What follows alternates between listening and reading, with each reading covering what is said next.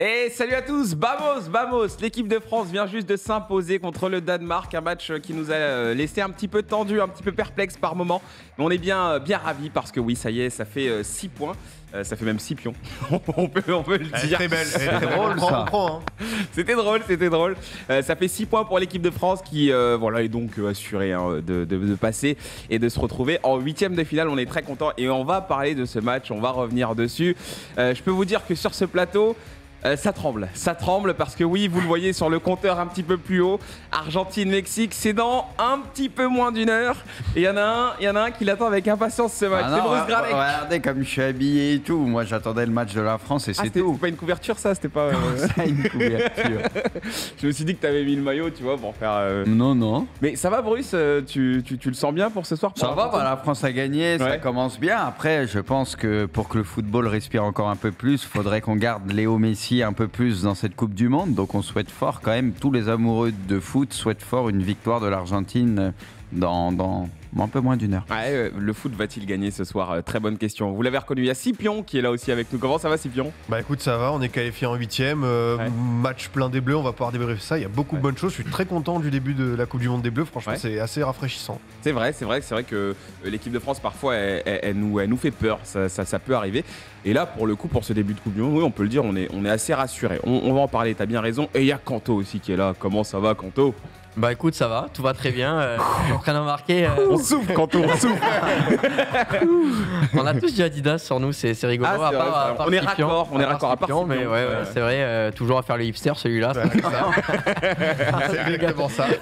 Je rigole. Non, mais écoute, tout va bien. Ok, bah je suis ravi que ça aille bien. Je vous le rappelle, bien sûr, pendant cette période de Coupe du Monde, on est là tous les jours, quasiment tous les jours. Parce que oui, pendant les phases finales, il y aura peut-être des trous, donc on fera peut-être un petit peu moins d'émissions à ce moment-là, mais en tout cas, on va essayer d'être là le plus possible. Chaque jour de match, il y a une émission de hors-jeu et chaque jour de match, il y a toujours notre partenaire qui nous accompagne, c'est Winamax qui est présent avec nous pendant toute cette période. Et on est très content de vous offrir ce petit bonus sur le site. Votre premier dépôt sur le site winamax.fr qui est doublé en pari gratuit. Voilà, vous avez jusqu'à 100 € que vous pouvez parier et le code hors-jeu 10 qui vous permet d'avoir un petit bonus supplémentaire de 10 €. Et on rappelle, Kanto, que les jeux d'argent sont interdits aux mineurs et plus, attention. Oui, exactement. Les jeux d'argent sont interdits aux mineurs. Il ne faut surtout pas dépasser son budget pour cette Coupe du Monde. Comme d'habitude, si vous suivez hors jeu, vous avez l'habitude, mais d'autant plus que voilà, on peut traverser les émotions comme on a pu en avoir aujourd'hui sur l'équipe de France, mais c'est pas pour autant qu'il faut mettre plus que ce qui est prévu. Il y en a un qui en a traversé des émotions aujourd'hui. On va pas dire qui, mais... tout est bien qui finit bien. C'est vrai. On a un petit peu tremblé. Messieurs, je vous donne le programme très rapide. On va commencer par la France, comme l'a dit Scipion, bien sûr. On reviendra sur les matchs du jour. Les gars, je vous ai préparé un petit quiz, mais en vrai, ça va dépendre un peu du mood. Voilà, si jamais... Il y a l'Argentine. Il va y avoir le match de l'Argentine, il va y avoir plein de choses. Donc je me suis dit, bon, on fait le quiz. Si jamais je vois qu'il y a une ouverture, on fera peut-être le quiz, sinon on le zappera et on le fera une autre fois. Le débrief des autres matchs, bien sûr, le Pronogate en fin d'émission. On fera le point sur tout ça. Qui est premier du Pronogate, sachant que des gens ont passé un My Match aujourd'hui. Donc voilà, je vous le dis, petit suspense. Attention, on est parti, jingle, c'est l'équipe de France, la victoire.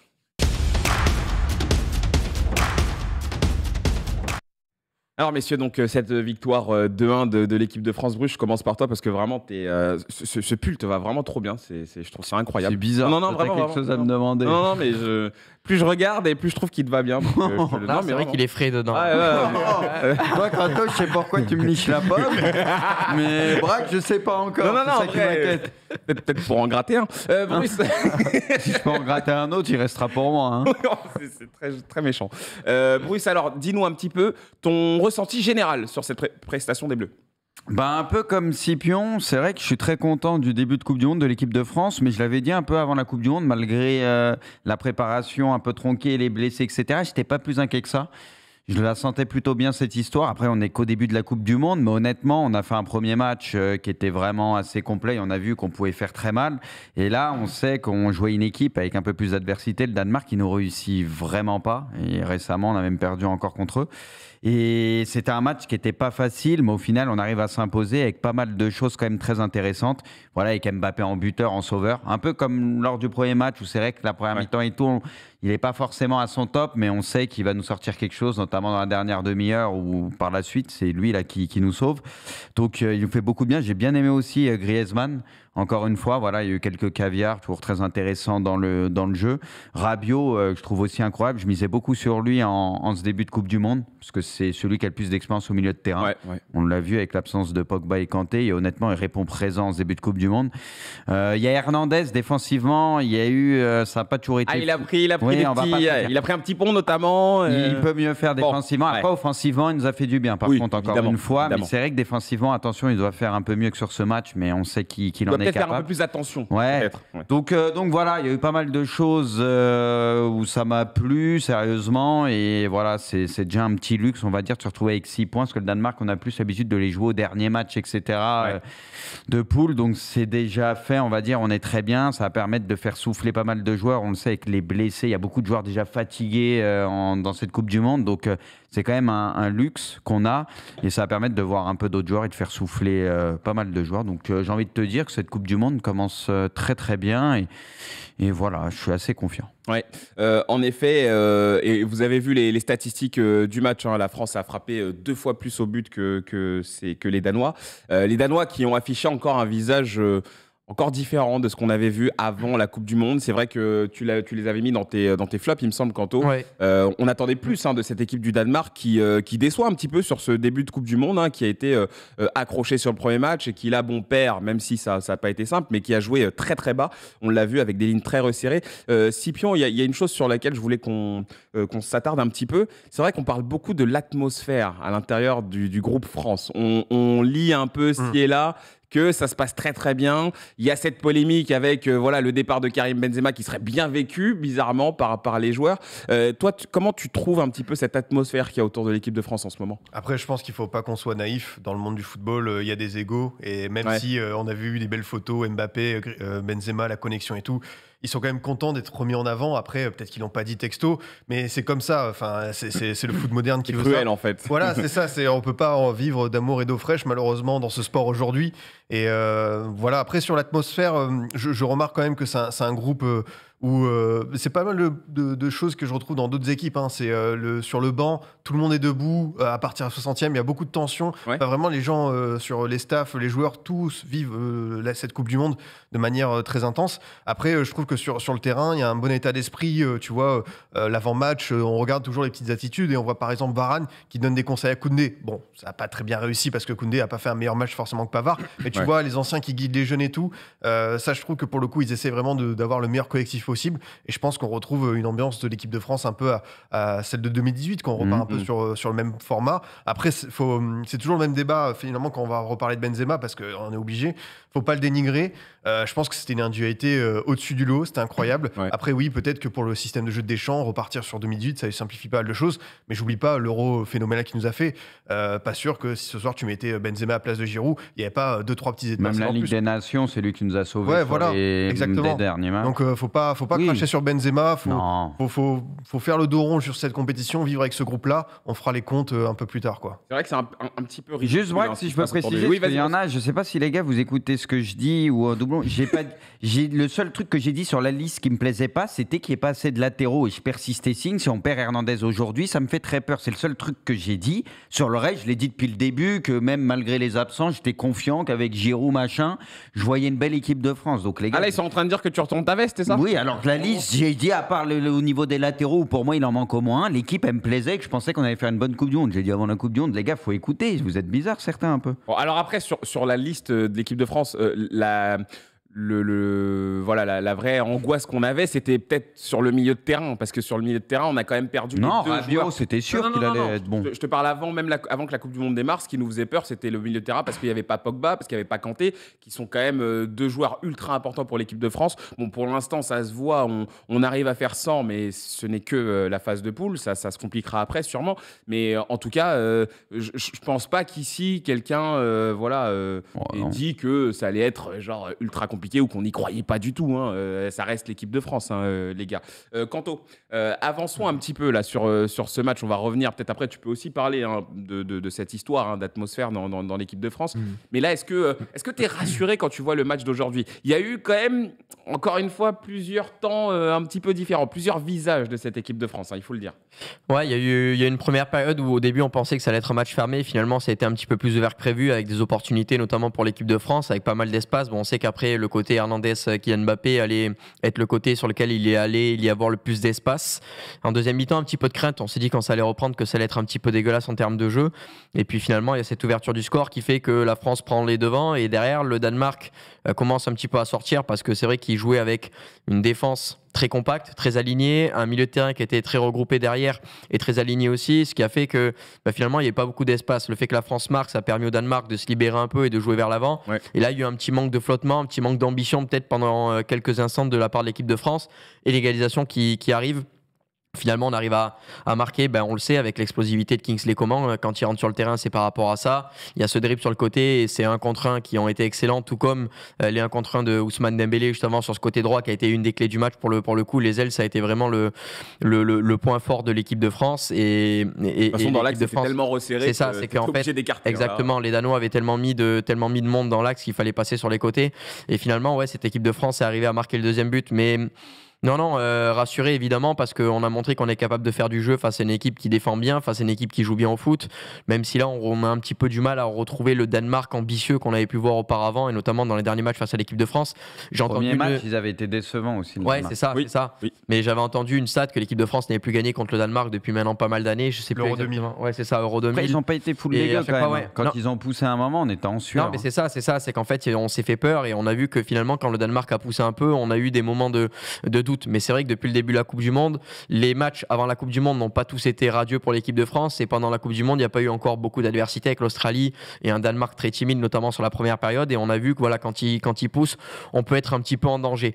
Sinon, pour parler un petit peu de cette ambiance de groupe, je trouve qu'on en fait peut-être un petit peu beaucoup autour de Karim Benzema. Il est vrai que le fait qu'il n'y ait pas Karim Benzema, comme on en a déjà parlé dans la dernière émission, ça met forcément plus en lumière d'autres joueurs qui peuvent être mis en avant. Ça simplifie les choses. Exactement, ça simplifie les choses et le groupe est uni autour de Kylian Mbappé. Il y a aussi un autre facteur, c'est que mine de rien, sans Presnel Kimpembe, sans Paul Pogba, sans N'Golo Kanté, sans Karim Benzema, et puis après d'autres forfaits comme Nkunku, etc., il y a moins de pression sur cette équipe parce que sur le papier, elle est moins forte. Et du coup, là où les journalistes et les supporters français pouvaient penser, pouvaient dire et crier un petit peu à tort et à travers que cette génération de l'équipe de France se doit presque de faire un doublé. Finalement là il n'y a plus trop cette notion de faire un doublé. Il y a même pression parce qu'on a conscience qu'en défense on est quand même assez jeune en termes d'expérience et au milieu de terrain c'est pareil, on se demande un petit peu ce qui va se passer. La finalité c'est que Rabiot aujourd'hui a été un vrai patron au milieu de terrain, dans l'orientation du jeu, un des meilleurs joueurs dans la récupération, exactement, dans l'envie et surtout offensivement, il apporte énormément, il arrive à se projeter. Tchouaméni a été relativement solide. Upamecano fait un match dingo. Alors Upamecano, je sais que c'est un bon joueur. Maintenant, moi j'ai dit son problème, c'est un problème de régularité, donc je l'attends vraiment à ce niveau-là. Après, est-ce qu'il est capable d'être à ce niveau-là sur tous les matchs? C'est un joueur qui a du rythme, Upamecano, et ça se ressent. On verra. Gros match énormissime d'Antoine Griezmann, Ousmane Dembélé, qui avait fait une première mi-temps parfois un petit peu timide parce que le jeu avait tendance à pencher à gauche contre l'Australie. Là, le fait finalement que on ait un Ousmane Dembélé percutant et en jambes, ça a fait quoi? Ça fait que du coup, il a attiré beaucoup plus de défenseurs sur lui, ce qui a fait que ça a libéré un petit peu plus d'espace sur le côté gauche de Kylian Mbappé et que lui a été très bon vraiment dans toutes ses prises de balles. Il a fait à peu près 12 353 fois, d'après ce que j'ai compté, le même crochet rentrant sur Damsgaard qui n'est pas arrivé à lui prendre le ballon une seule fois. Mais non, il y a eu une équipe de France qui même au global a été... c'est vrai, comme le dit le chat, Dembélé, on se faisait la réflexion il a fait pendant les le efforts. Match. 2-3 fois, il a gratté des ballons. Exactement. Oui, il a fait un peu plus d'efforts. D'habitude, on a cette situation avec Coman parce qu'on sait que lui, au niveau du repli et tout, c'est mieux. Et là, il a montré, en tout cas, il fait vraiment les efforts comme C'est il faut. ça. Et en fait, au final, quand tu regardes le match là, j'essaye de trouver un Français qui a été un petit peu moins en vue. Giroud, mine de rien, a quand même des occasions et on montre qu'au niveau de l'envie, même avec des ballons de merde, il est là pour essayer d'en mettre un au fond.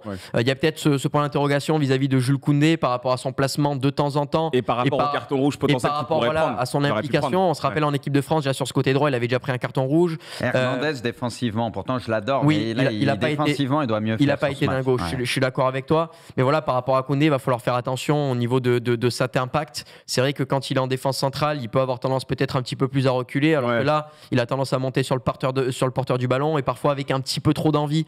Et il faut faire attention sur ce point-là.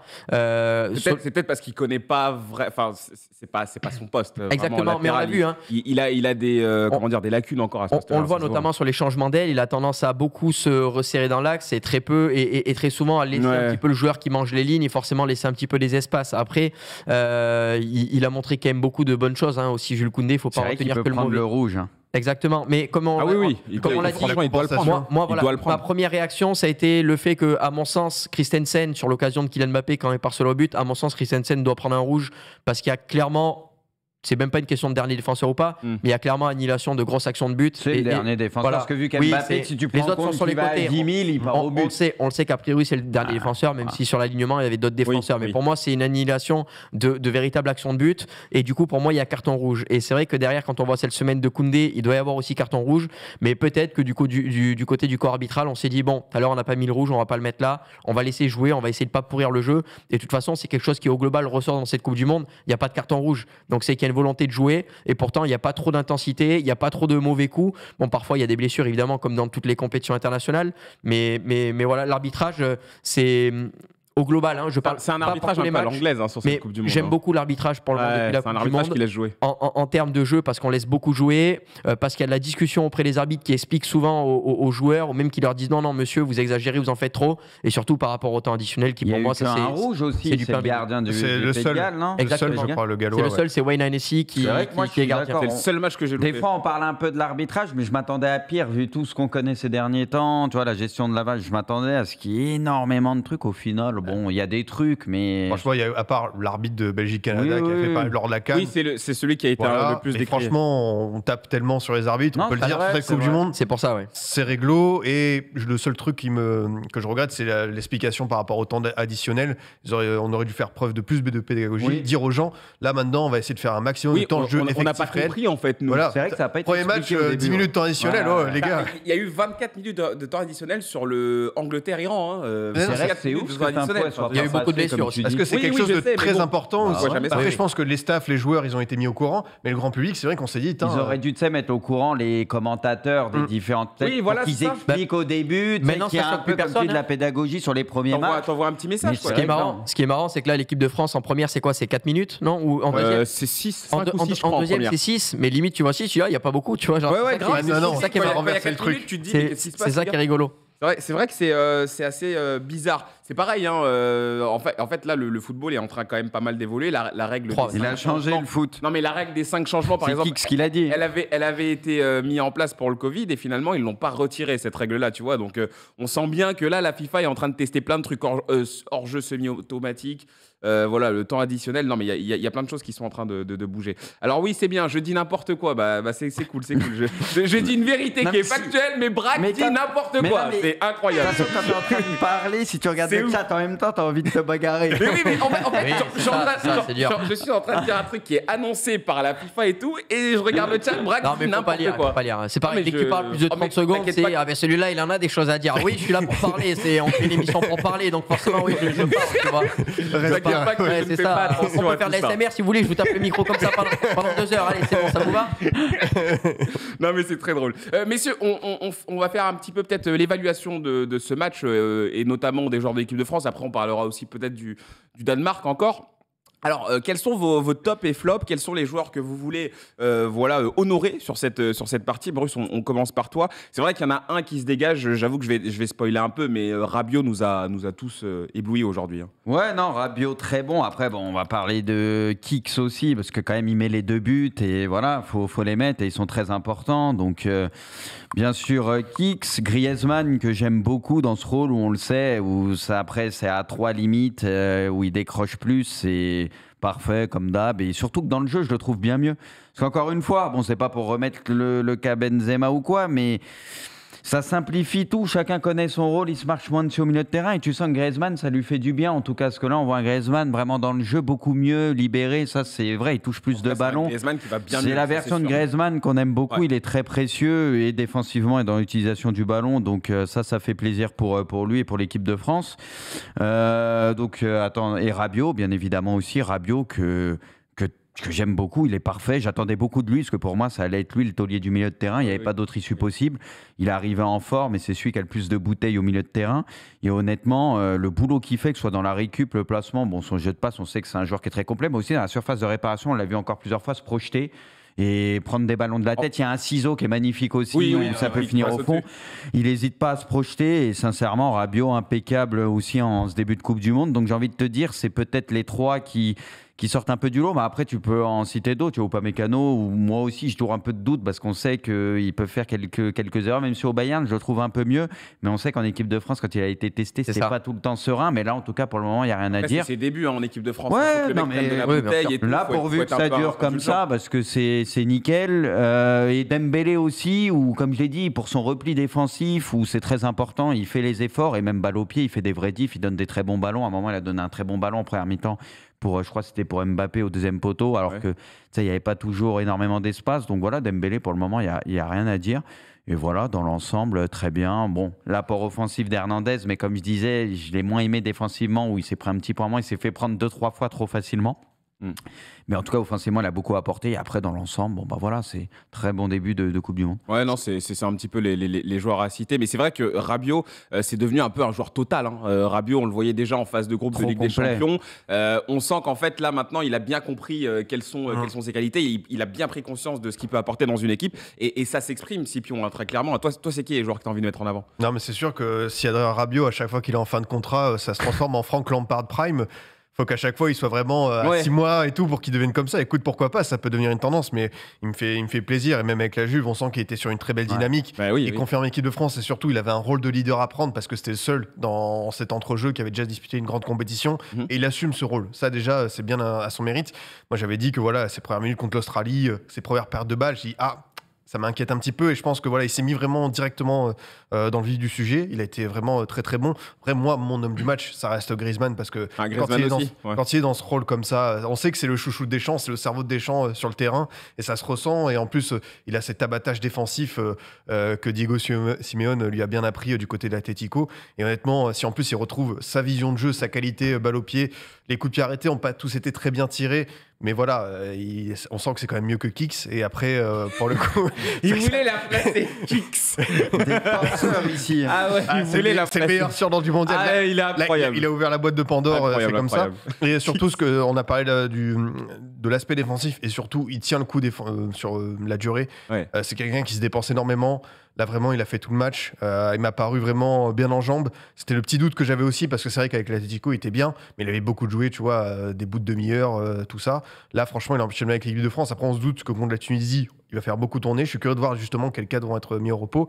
Mais franchement, Griezmann, quand il est dans cette forme comme ça, il porte l'équipe de France et ça fait super plaisir. Ouais. Quentin, toi, tu as un petit peu donné tes joueurs dans ton analyse. Quel serait pour toi l'homme du match, vraiment? Je sais que tu as déjà un petit peu cité ceux que tu voulais mettre en avant. Ouais, je suis plutôt d'accord avec Scipion sur l'homme du match. Alors c'est vrai que c'est compliqué parce que sur toutes les lignes, tu as quasiment de vrais leaders.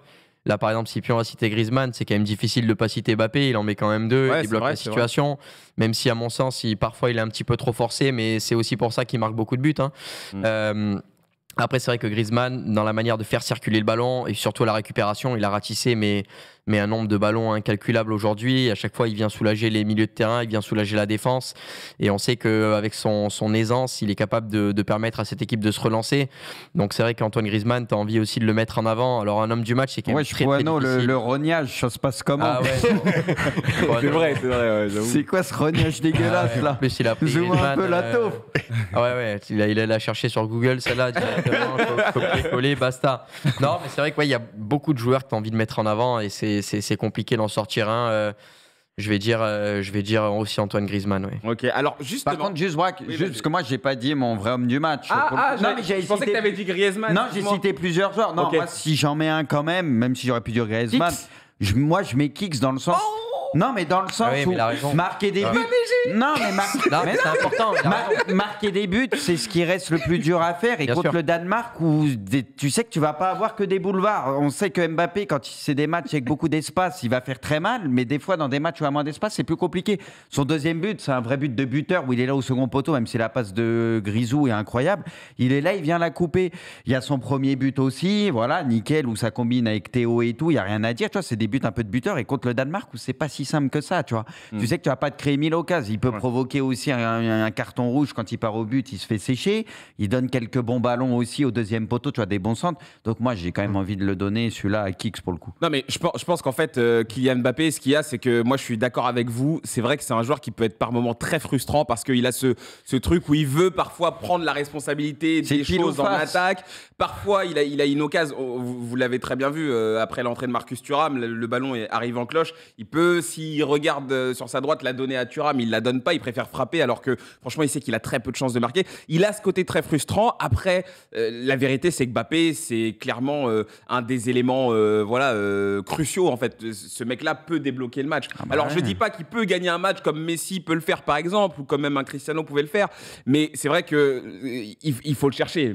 T'as pas trop le choix. C'est le joueur qui a vraiment ce truc qui peut te permettre d'accélérer, de débloquer. Donc oui, c'est vrai que quand on le voit comme ça fait du bien. Qui est le Danemark, normalement, c'est pas censé être les matchs où c'est pour lui, forcément. C'est serré, ouais. Même s'il est capable. Encore une fois, c'est pas évident. Et là, il met quand même ses 2 buts et tout. Donc, non, mais respect pour le coup, Mbappé. Et puis, il y a un truc aussi, je sais pas, ça, je voulais en parler avec vous, mais c'est vrai qu'on l'entend beaucoup moins, Mbappé. Je trouve qu'on l'entend moins, il s'exprime moins. Ah, bah là, il est dans son mondial, là, Kicks. Non, mais souviens-toi, à l'Euro, il était allé en conférence et il avait tiré sur tout le monde, après, tu vois. Et là, le groupe vit bien, on le sent. Oui, ça, mais ça se passe bien. Il a son statut de leader.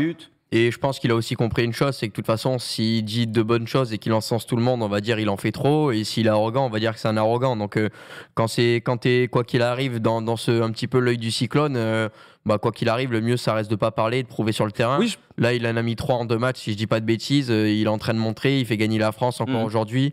Donc de toute façon, il est pas là pour parler, il est là pour marquer des buts et c'est ce qu'il fait, il le fait très bien. Donc voilà, pourquoi parler? Non, mais c'est ça, c'est exactement ce qui est dit sur le chat. Il est en mission, il est concentré. En tout cas, c'est sûr qu'on va le préférer comme ça. Messieurs, je voulais absolument qu'on revienne sur Antoine Griezmann parce que c'est un débat qu'on a eu pendant le match. On l'a regardé tous ensemble, le match, et je sais plus qui l'a lancé. Mais on parlait de la position d'Antoine Griezmann sur le terrain.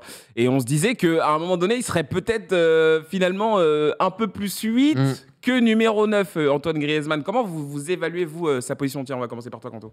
La finalité, c'est qu'il fait un peu tout.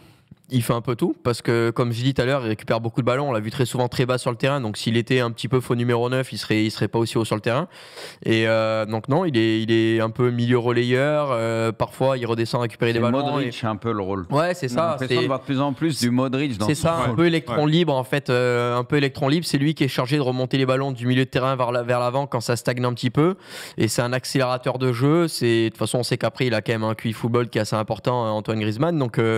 Donc non, ouais, il est pas que relayeur, il est pas que faux neuf, il est entre le 8 et il est un peu partout en fait. Il est un peu 8, un peu 10, ouais, il est un peu partout, ouais, c'est ça. C'est un travailleur qui te permet de remonter le ballon tout simplement. Ouais, t'en penses quoi toi, Scipion, de sa position? Moi j'adore ce type de carrière où le mec commence ailier à la Real Sociedad, on compte sur sa vitesse, sur sa percussion, et on se rend compte qu'en Espagne on lui a donné d'autres clés. On sait qu'à la Real Sociedad il a traîné avec beaucoup d'Uruguayens qui lui ont appris avant qu'il rejoigne l'Atlético à vraiment voir le jeu de manière un peu plus défensive, à faire des retours. Et là c'est un Griezmann que j'apprécie beaucoup parce qu'il peut à la fois on va dire orienter le jeu, animer, être entre les espaces, mais aussi on l'a dit faire les retours défensifs sur le côté droit quand Dembouz va avoir un petit coup de moins bien, lui va pouvoir faire faire cette course supplémentaire. Et même ce que j'ai adoré, c'est vers la 45e plus 2, genre, alors qu'il restait genre 10 secondes à jouer dans le temps additionnel, il a fait quand même l'effort d'aller tacler. Il continue de pousser. Ouais. On sait jamais, tu vois, s'il y a une perte de concentration, si le Danemark peut vite repartir. Et c'est le seul, je pense, dans cette équipe qui a, on va dire, cette intelligence pour aller faire cet effort supplémentaire, parce que forcément tout le monde va pas le faire, et lui il a ce petit supplément d'âme, et c'est bien parce que franchement j'avais pas revu un Griezmann comme ça presque depuis la Coupe du Monde 2018, parce que voilà, on l'a dit, entre les bouleversements de l'Euro, le retour de Benzema, tout ça, c'est un joueur qui avait un autre statut en équipe de France, mais là, Deschamps compte énormément sur lui, et encore plus avec son expérience. Voilà, on sait que les Bleus ont perdu Kanté et Pogba au milieu de terrain. Alors oui, il y a Rabiot, mais en termes de vécu en grande compétition, Griezmann, voilà, il enchaîne. Sur, ça compte, finalement. Voilà, c'est sa 5e compétition. C'est ça. La bouteille. Donc il commence mine de rien à avoir la bouteille. Ouais, moi, ça me bizarre que Griezmann est un bon trentenaire, mais franchement, il vieillit bien, et je suis très content de voir cette version de lui. Et c'est vrai qu'en plus, Griezmann, quelque part, on peut le dire, Bruce, il part de loin. Ça se passait très très mal à la fin au Barça, toute proportion gardée. On sait qu'il est revenu à l'Atlético, qu'il a eu ce moment où il jouait même pas l'intégralité des matchs, où c'était un peu compliqué. En fait, là, on peut le dire, on assiste à une renaissance d'Antoine Griezmann. Et vous êtes 69% sur le chat à penser que c'est l'homme du match. Non, mais il n'y a rien à dire. Il a trouvé exactement son rôle, en tout cas en cette équipe de France. Après, l'attaque, il la connaît. Parce qu'en 2018, je parle surtout de Giroud, Mbappé, c'était ça. Et il apporte cette expérience aussi au milieu de terrain. Et encore une fois, quand je vais parler de Benzema ou quoi, c'est pas pour taper sur Benzema. Vous le savez que j'adore Benzema, tout le monde le sait. Mais aussi, le fait que Benzema soit pas là, ça se marche moins dessus, je trouve, dans l'axe. Parce que Benzema, on sait qu'il aime décrocher. Tu vois, du coup, il est vraiment dans ce rôle. Tu sais, derrière Giroud, il peut se permettre de monter un peu, il peut décrocher un peu. Il a vraiment cette totale liberté. Et c'est vrai que ça se marche moins dessus. Moi, j'ai l'impression qu'il y avait peut-être un joueur en trop dans l'axe par moment. Tu vois, c'est pour ça qu'on se posait la question. Et là, tu sens qu'au niveau de la répartition des rôles, tout est carré. Chacun sait exactement ce qu'il a à faire et c'est ultra complémentaire. Donc, du coup, ça lui a peut-être enlevé un poids et il se sent un peu plus important de nouveau dans cette équipe de France avec l'absence de Benzema. Et du coup, il est partout et on sait qu'il a un gros abattage défensif aussi.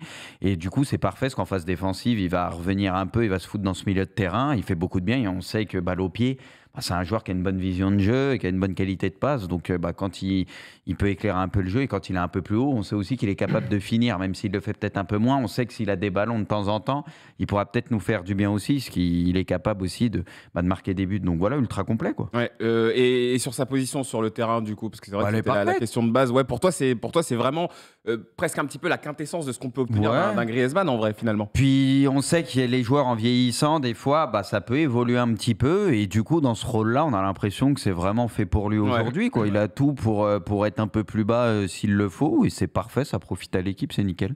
Alors, je relaye le message de Shunsui qui nous dit incroyable les efforts défensifs qu'il fait aussi. C'est vraiment un élément irremplaçable. On est tous d'accord sur la prestation de Mister Antoine Griezmann. D'ailleurs, je vous le dis, c'est vrai qu'on a mis un peu de temps avant de le faire, mais vous allez commencer à venir dans l'émission, vous aussi. On a plusieurs supporters là qui ont commencé à se manifester pour passer, pour venir parler notamment de la Belgique, pour venir parler de plusieurs équipes. Il me semble qu'il y a même une personne qui veut venir parler de Benjamin Pavard. Donc on l'attend dans l'émission. Il veut venir le défendre parce que c'est vrai que parfois je me sens un petit peu seul pour défendre notre ami Pavard. C'est mon frère, ouais. je l'ai caché sous défendre Benjamin Pavard, ok. Il va venir. Donc voilà. Le défendre par rapport à quoi? J'ai pas le défendre, je sais pas. Non, mais par rapport à quoi? Parce qu'en fait, il fait un mauvais match. Infondées quand il. Non, mais voilà, je dis pas qu'elles sont infondées. Moi, je trouve qu'elles sont juste un peu sévères. Moi, j'ai rien contre Pavard à la base. Il n'y a pas à le défendre. Il fait un mauvais match contre l'Australie. Il sort du match face au Danemark. Et voilà, point barre. Il n'y a pas de défendre, pas défendre. C'est un constat en Coupe du Monde. Au Coupe du Monde, il faut être là. Si contre l'Australie, t'es pas foutu de faire un bon marquage, tu laisses ta place. Et c'est triste à dire, mais c'est comme ça, c'est le haut niveau. Et c'est pas défendable ou pas indéfendable. On va pas la jouer à la Cantona. Mais c'est que malheureusement, Pavard, au bout de 5 minutes, tu prends un pion où il est pas au marquage. Ça lui a coûté cher. D'ailleurs, j'ai entendu qu'apparemment, Deschamps lui donnait des instructions où il les appliquait pas. Et forcément, c'est ça. Et forcément, ça a pas plaidé dans sa faveur. Et du coup, il a essayé, pour te dire et pour terminer sur ça, Deschamps, il a essayé Disasi sur le côté droit quand même. Non mais, je sais pas si vous en rendez compte. Jules Koundé, on a un peu essayé, mais Disasi sur le côté droit. Oui. Rendez-vous compte à quel point Pavard, dans l'estime de Deschamps, vient quand même de prendre un choc. Parce que là, il a pris un coup, oui. Ah là, il est. Après, on dirait prêt, que c'est Deschamps, prêt. il vient de percuter maintenant, quoi. Alors que ça fait un petit moment. C'est ça que j'ai du mal à comprendre. C'est peut-être dans Je le cette comprends pas période-là, sur les Alors, latéraux, encore une fois. C'est- avec les Encore une latéraux, fois, je comprends encore pas. une fois, je me répète, vous savez tous que je suis supporter marseillais et que forcément je vais parler de Jonathan Klaus. J'ai absolument jamais dit dans cette émission que Jonathan Klaus était un joueur de niveau international. Mais si tu Ah sais non que, J'ai jamais entendu mais dire si ça. tu sais que tu n'as pas de densité ou de possibilité à ce poste de latéral droit, qu'est-ce qui t'empêche de prendre Jonathan Klaus ou quelqu'un d'autre? Je m'en fous, quelqu'un d'autre. Mais un véritable latéral droit de formation avec pour consigne, tu vas avoir ce rôle de latéral droit. C'est pas le même piston que le rôle que tu vas avoir en club. Tu vas devoir jouer un petit peu plus bas avec un apport offensif pour venir épauler soit Ousmane Dembélé, soit Kingsley Coman. Mais dans ce cas-là, il va falloir avoir un véritable latéral droit de formation. Alors Deschamps, on n'est pas inhabitué de le voir mettre des profils très défensifs sur des postes de côté. Mais voilà, encore une fois, je répète mon incompréhension. À quoi bon essayer Disasi sur le côté droit si tu avais la possibilité de prendre un latéral, que ce soit Klaus ou un autre? Je dis Klaus parce que je pense de suite à lui, mais ça pouvait être Kaloulou, ça pouvait être quelqu'un d'autre que tu pouvais mettre à un poste, un joueur un peu plus hybride peut-être que Disasi ou même que Koundé. Je Après, on voulais va- lui répondre, je sais même Vas-y. plus ce que je voulais lui dire, frère. Vas-y, Hein Maurice. Non, j'allais dire après, Je sais même plus. Après, on va pas se mentir. Au final, on a Théo Hernandez à gauche par la force des choses. Voilà, on n'aime pas les blessures, mais si Lucas s'était pas pété, Théo Hernandez serait Oui. sur le banc aujourd'hui. Après, ce serait jamais arrivé, évidemment. Ça se dit bien. On va Kingsley pas Oui, Coman. refaire mais le monde. moi, ça me Non, mais dans l'esprit des chagrine champs, quand même un peu. C'est bon. Dans l'esprit des champs, en J'ai du mal à théorie, comprendre. jamais il enlève Lucas Hernandez. Oui, c'est pour ça que c'est Ouais. ce que je te dis. On a Théo Hernandez un peu par la force des Oui. choses. On l'a vu, son premier match, son entrée a changé la donne. Là, bon, défensivement, même si j'aime bien le joueur, comme j'ai dit un peu plus tôt, il n'a pas été irréprochable, mais on voit tout ce qu'il apporte offensivement, notamment sur le but d'Mbappé et d'autres centres et tout. Enfin, pour moi, ça, j'ai du mal à comprendre Deschamps. Au niveau des latéraux, j'ai un problème avec lui, je comprends. Ouais, non, mais de toute façon, on sait que lui, ce qu'il aime, c'est des latéraux très défensifs. Ouais, mais. C'est son truc, c'est son dada. J'ai l'impression qu'on pourra pas trop le changer là-dessus. Je voulais qu'on parle aussi d'Hugo Lloris, quand même. La Ouais. prestation de notre gardien, bon, qui encaisse un but aujourd'hui. Alors, je sais pas s'il peut faire C'est dur, hein. Ça mieux arrive tellement vite. sur ce but-là, parce que ça va être extrêmement vite. Là, Qu'est-ce que vous avez pensé, Scipion, de la prestation d'Hugo? Bah écoute, honnêtement, en 2018, la perception des gens sur Hugo Lloris a été un peu biaisée par sa petite bourde en finale contre Mandzukic. Ouais. Mais il fait un tournoi de malade mental, franchement, c'est zinzin, un mastodonte, c'est incroyable. Et c'est toujours bien d'avoir un joueur fiable. Voilà, il y a eu le débat avec Maignan et tout, mais Lloris tient toujours la corde. Pour moi, je pense que la passation de pouvoir, elle va avoir lieu naturellement. Il n'y a pas non plus à trop presser. C'est quand même un joueur qui a un immense vécu en bleu et il fait les parades qu'il faut partout. Ouais, c'est vrai. Parce que Lindstrom, ça arrive très très vite quand même. Ouais. Et il est là, c'est de l'arrêt qu'on attend d'un gardien dans un grand tournoi. Donc il répond présent. Alors oui, avec Tottenham et tout, il n'a pas toujours peut-être une régularité folle. Mais honnêtement, avec les Bleus, je trouve que passé la trentaine, il a vraiment passé un cap. Ouais, je trouve qu'il est vraiment devenu très très bon, très fiable, très régulier. Et pour le coup, même sur les petites fautes qu'il faisait, à savoir le jeu au pied, ce qui est bien, c'est qu'aujourd'hui, tu peux compter sur un Upamecano, voire un Varane, surtout Upamecano pour la première relance. Et je trouve que voilà, on le décharge de ça, parce qu'on sait que le jeu au pied de Lloris, c'est souvent très aléatoire. Ouais. Là, pour le coup, quelqu'un d'autre se charge de cette mission, et je trouve qu'il fait très bien le job, à savoir garder les buts. Et voilà, le but, et ça arrive très très vite, il peut pas grand-chose. Mais franchement, c'est bien pour la suite du tournoi, voilà, qu'il soit chauffé. Et De sentir qu'en tout cas, il Exactement. répond présent Puis pour c'est le un moment. mec Quoi. d'XP en plus, quoi. On a Ouais. perdu beaucoup de joueurs d'expérience, notamment au milieu de terrain ça. et tout. C'est vrai que même là, au niveau de la défense, on a composé sans Varane sur le premier match, par exemple, tu vois. Donc c'est bien d'avoir un mec derrière. On sait que le gardien, c'est quand même essentiel. Quand tu as un mec qui panique pas et qui connaît ces moments-là, ça compte quand même. Alors, c'est vrai qu'il était quand même. Alors, je sais pas, vous me corrigez sur le chat si je me trompe, mais moi, de ce que je voyais du côté de Tottenham, là, ces dernières semaines, il était un petit peu critiqué quand même, Lloris. Hein. Mais vous l'avez trouvé il était dégueulasse pas très ces derniers rassurant. temps, Tottenham, non, Lloris non, moi non. Pardon c'est pas son meilleur début de saison. Oui, c'est ça, C'est pas son catastrophique. pire, moi, j'ai trouvé ces derniers temps. Il y a Il y a, des il y a moments, eu il m'a quelques beaucoup- critiques quand même vis-à-vis de lui. Hein, Moi, il m'a fait plus flipper encore à Tottenham il y a quelques temps que ces derniers temps, j'avais trouvé. Ouais. Et mais est-ce que pour l'instant, il te rassure, toi Pour l'équipe de ce France, c'est ce que j'avais dit. Pour moi, Maignan, peut-être en forme pure, ce que tu veux, ces derniers temps, c'est peut-être le meilleur gardien qu'on a. Mais après, il faut prendre en compte le groupe, l'expérience que tu veux. Donc moi, ça me choquait pas. De toute façon, Maignan, blessé, trop juste et tout. Ça me choquait pas de revoir Lloris encore titulaire cette Coupe du Monde. J'y vois aucun problème. Donc, Ok, faut privilégier aussi un peu les mecs qui ont plus de vécu, je pense. très bien. Très bien.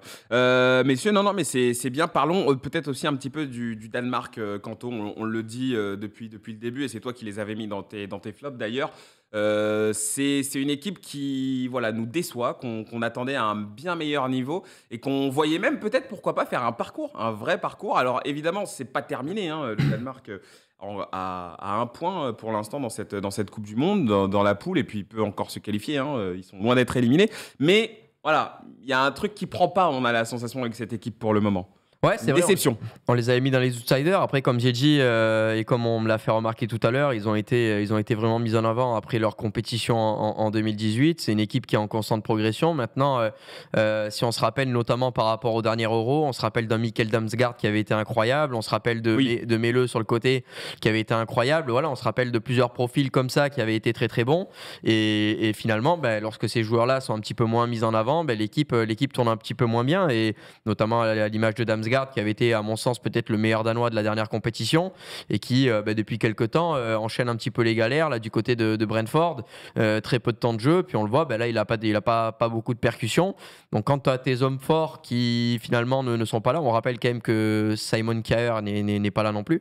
Il n'est pas dans le groupe ? Si, mais il n'est pas titularisé. Ah oui, d'accord, il n'a pas le même statut. Il a joué au premier, mais là non. Mais il sort d'une grosse blessure, il n'est pas dans la meilleure forme physique. Non, même à Milan, il n'était pas. Voilà, c'est ça, donc, il a joué un peu à la fin, tu le sens, c'est pas le Kier avant d'avant sa blessure. Exactement, voilà, c'est pas le même qu'on a pu voir auparavant. Donc en fait, c'est des leaders qui dans le groupe ne sont plus là parce qu'ils sont là, et même Damsgaard est là et il est titulaire aujourd'hui, mais n'ont pas le même apport, et forcément on se retrouve avec un jeu qui est un petit peu amoindri.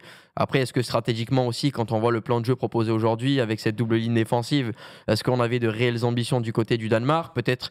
Surtout, on craint évidemment la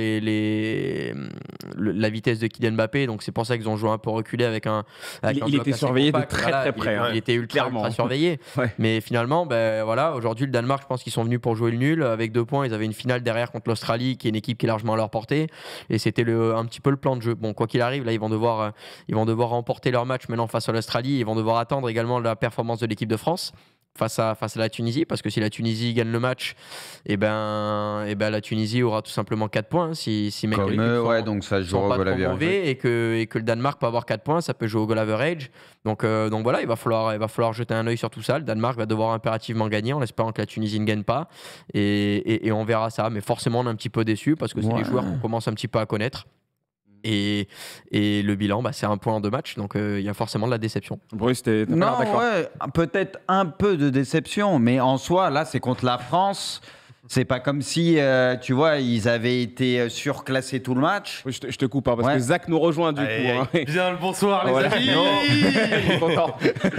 Vous récupérez quelqu'un de très joyeux, là. Je te laisse finir ta phrase. Il pouvait pas être avec nous, mais il nous a rejoint. On va prendre de tes nouvelles juste après. Vas-y, Bruce. Non, moi, je vois le Danemark se qualifier quand même. Je les vois quand même au-dessus de l'Australie. Ouais. Ils vont peut-être se qualifier un peu plus à l'arrache que prévu, parce que voilà, ils avaient commencé par un match nul, mais là, faut pas oublier qu'ils avaient la France en face, qui est l'une des meilleures équipes de cette Coupe du Monde, tu vois. Ils nous ont quand même fait un peu douter, même si on a été meilleurs. Donc en soi, moi le Danemark, je les vois passer la poule et adversaire très relou pour qui tombera le Danemark, quoi, c'est tout. Qui va se qualifier dans ce groupe D pour vous vous êtes 69% à penser que ce sera le Danemark, plus que la Tunisie et l'Australie. Alors Zach, bienvenue aujourd'hui. Bienvenue. Tu m'as l'air heureux. Oui, je suis très content. Très heureux. Je suis extrêmement content. J'ai bien kiffé ce match. T'as vu de belles choses. Ouais, j'ai vu de belles choses. Ça a été un bon match collectivement. Ça a été un match sérieux. Pas parfait de A à Z, mais ce qu'il faut d'émotion et de collectif pour te rendre le truc kiffant. Alors, j'ai encore vu certaines personnes qui m'ont dit qu'elles n'avaient pas pris de plaisir. Je suis là, au bout d'un moment, il faut peut-être arrêter de On a vu des France-Danemark plus chiants. Le Danemark, ça nous casse les couilles tout le temps. Ouais, ça a été relou, mais en réalité, ça a été un très bon match. Alors, j'ai pas écouté tout ce que vous avez dit, donc je suppose que vous en avez dit l'essentiel, mais franchement, belle victoire. Je pense qu'il rajoute encore un casse-tête à Deschamps, dans la mesure où, en fait, quand tu regardais comment la France défendait, elle défendait en 4-4-2 avec Rabiot à gauche, Tchouaméni, ensuite à côté Griezmann et Dembélé à droite. Dembélé qui défend d'ailleurs très bien. Et je pense que ce match, c'était une sorte de test grandeur nature encore plus pour Ousmane Dembélé, parce que arrivé en 8e en quart, s'il avait mal perf contre le Danemark, je pense qu'il aurait pu sauter pour un 3e milieu, parce que justement c'est difficile d'avoir un côté où tu défends avec 2 milieux et un autre côté où tu défends avec 2 attaquants, parce qu'il y a des espaces à exploiter, tu vois. Et au final, non, Dembélé fait un match de fou. énormément de déséquilibre, beaucoup de bonnes décisions. Et franchement, le truc qu'on avait vu contre l'Australie, à savoir Upamecano qui trouve très facilement Mbappé et Dembélé dans des situations dans un contrat pour qu'ils aillent provoquer, bah, on l'a encore vu et ça a été magnifique. Très très content de ce match et aussi un petit mot pour le dénommé Griezmann. Ah bah ici il a été bien encensé. Hein, ça fait plaisir à gars, tout le monde depuis de le le début, revoir là, comme ça. Ouais. C'est une dinguerie. Franchement, il a été très très très très très bon. Homme du match pour toi? Homme du match. Franchement, Il y a eu oui. débat. Ouais.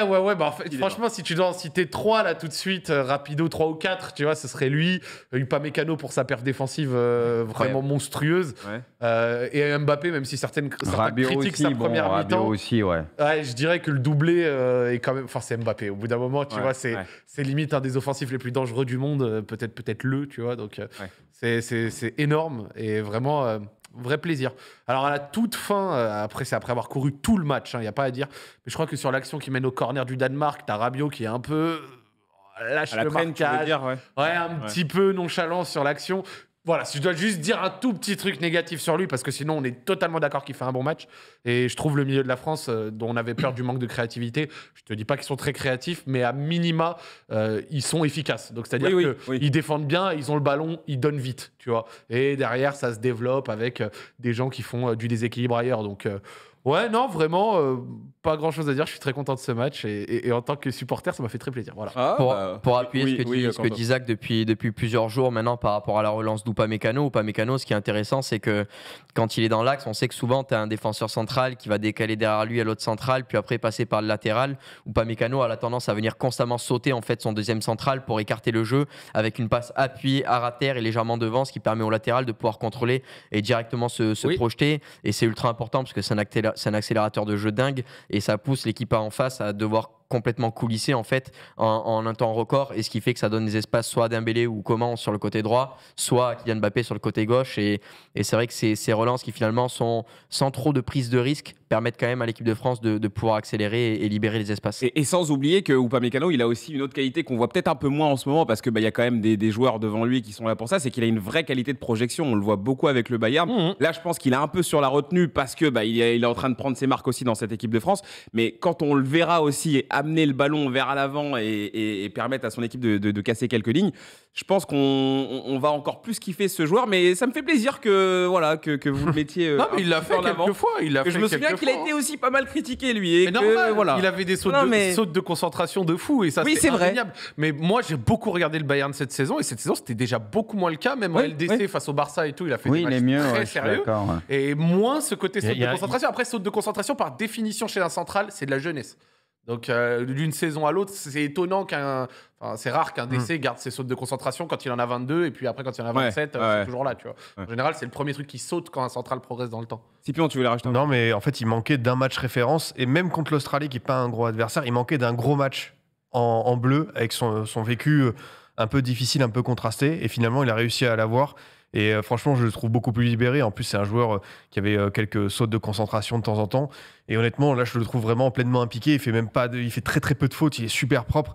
Et pour un joueur que même moi, j'imaginais pas, tu vois, dans la liste au départ, franchement, il m'étonne grandement. Et tant mieux qu'il ait réussi ce déclic, parce que pour le coup, il a gagné sa place pour le reste du tournoi. Non, mais c'est vrai. Moi, j'avais une question, parce que je suis totalement ouvert au débat et il n'y a pas de problème à ça. Et justement, vu que Scipion est là, c'est intéressant. Vous avez pensé quoi du match de Jules Koundé? On en a déjà un peu parlé. Mais vas-y. Moi, j'ai pas trop aimé. Mais après, c'était mieux au fur et à mesure, en seconde. Le deuxième but part de lui sur une superbe passe. Mais je l'ai trouvé à des moments un peu fébrile et pas très rassurant. Notamment sur l'action du centre avant l'égalisation danoise. C'est un peu c'est la cata. Quand je dis c'est la cata, c'est pas sa perf, c'est que quand ça arrive vers lui, tu sens qu'à des moments il peut se passer dinguerie. Et je parle même pas du manque d'apport offensif ou quoi, c'est juste qu'à titre personnel, j'avoue, il me rassure pas de zinzin. Alors après, à côté, le pendant, c'est Varane. Donc Varane, c'est Pavard. Donc je suis pas en train de dire qu'il faut ramener Pavard. Je vous demande juste, vous, le match de Koundé, qu'est-ce que vous en avez pensé? Ça se trouve, je me trompe. Je demande vos impressions. Et surtout, ce qu'on peut rajouter encore une fois, c'est que Koundé peut être exclu de ce match-là. Ça, c'est une certitude. Bruce, qu'est-ce que t'en as pensé, toi, du coup, pour répondre à Zach? Je suis en train de regarder. Pour précision, le match de l'Argentine est en train de commencer. On est sur les îles et Kanto va nous le suivre en duplex. On a regardé le match ensemble. Du coup, un peu du même avis que Zach. Ouais. Après, de toute façon, c'est pas Hernandez offensivement ou ce que tu veux. Tu vois, Non, c'est c'est pas sûr. le pendant. Donc, on connaît un peu, voilà, ce qu'il peut faire ou ne pas faire. Voilà, maintenant, ça sera, je pense pas incroyable quoi qu'il arrive, mais tant qu'il arrive à faire à peu près le job, ça sera déjà pas mal. Parce que c'est vrai que Pavard, on est très peu, voire rarement ou jamais convaincu. Donc, de toute façon, il faut bien aussi tenter d'autres trucs et voilà. Mais je suis pas ultra non plus convaincu, voilà. Ouais, Mais tu me demandes entre Pavard et Koundé, la vérité, je sais pas plus mal conteste Koundé. Ah oui, mais sorti des 2 premiers matchs, Koundé a fait un meilleur match ce soir que Pavard hier. Par exemple, Oui. moi, je dis pas que tout était à jeter ce Non, soir. non, Je dis non. juste que Ouais, il y a des trucs. j'ai pas été sur j'ai trouvé certains placements douteux à des moments, certains trucs qui m'ont pas très rassuré, mais c'est peut-être. Et puis on peut dire une chose juste, Kanto, c'est que, en tout cas, on sait que s'il y a encore un chantier vraiment dans cette équipe de France, c'est le chantier de ce poste de latéral droit. C'est peut-être l'un des derniers trucs que Didier Deschamps doit régler s'il veut avoir une équipe complètement au point et compétitive. Donc, évidemment, je pense qu'il va encore continuer de chercher. Tu voulais dire, Kanto? C'était juste pour donner les compos Argentine-Mexique. Ah, vas-y. Vu que le match va commencer, donc Martinez du côté de l'Argentine dans les cages, Montiel, Otamendi, Martinez et Acuna dans le secteur défensif, Di Maria, De Paul, Rodriguez et McAllister titularisés, joueurs de Brighton et Messi, Lautaro. En ce qui concerne le Mexique, ça va être Memo Ochoa, Alvarez, Araujo, Montes, Moreno, Gallardo, Chavez, Guardado, Herrera et devant Lozano et Vega dans un rôle un petit peu plus offensif. Ça va être intéressant de voir Pas de quand Papu McAllister Gomez. va jouer parce que lors de leur premier match, l'Argentine manquait terriblement de courses. Et Il de manquait un profondeur. milieu de terrain, ouais. Et même de course et de profondeur en attaque, parce que si tu faisais l'addition Messi, Di Maria et Papou Gomez, qui était titulaire et qui du coup n'est pas là ce soir, ça faisait 104 ans à 3. Et ça faisait surtout doublon, hein, vraiment. Ouais, pour le voilà. coup. Bah, Donc ils étaient trop loin les uns ouais. des autres. Ouais. Alors Lautaro envoie des courses, bien sûr, mais à voir si McAllister va aussi avoir ce rôle. Je pense que c'est l'un des points cruciaux, des points cruciaux, si on dit, Ouais. pour l'Argentine. Et toujours pas de Enzo Fernandez, du coup? Non, pas titulaire ok, en tout cas. Pas titulaire. Bon, bah, tant pis pour eux. Qu'est-ce que je voulais dire? Oui, on parlait de ce poste de latéral droit, c'était à Scipion, ouais, c'est ça. Pour répondre un petit peu à Zach. Bah forcément, malgré le prisme bordelais, je suis obligé de reconnaître que Koundé n'est toujours pas à l'aise à ce poste. Alors en club, à Séville, au Barça, il a joué de temps en temps, tu vois, une petite dizaine de matchs. Mais sur l'échantillon, on se rend compte qu'en fait, le jeu demandé en club, en sélection, ça a tellement rien à voir. Et on lui demande pas du tout d'avoir le même rôle. À Séville et au Barça, je trouve qu'il avait une bien meilleure tenue du ballon. Et là, pour le coup, je trouve que, tu vois, la première action, la passe qui rate à 5 mètres, ça, j'ai compris que ça partait mal. Il passe à rien d'expulsion et franchement, c'était très très chaud. Après, je trouve que pour le coup, la seconde période, il s'est bien repris, c'était mieux. Voilà, après, Pavard, Koundé, c'est jamais évident. Mais si je dis par rapport à l'adversaire, je donne quand même ma tendance à Koundé parce que voilà, c'était mieux. Voilà, il a mis beaucoup de temps à rentrer dans son mondial, mais pour le coup, je trouve que sa seconde période mérite de s'y attarder. Et si tu le fais enchaîner, Peut-être monter un peu en puissance. voilà, tu le fais enchaîner contre la Tunisie et tout, pourquoi pas Ah, c'est possible. réussir à déclencher quelque chose.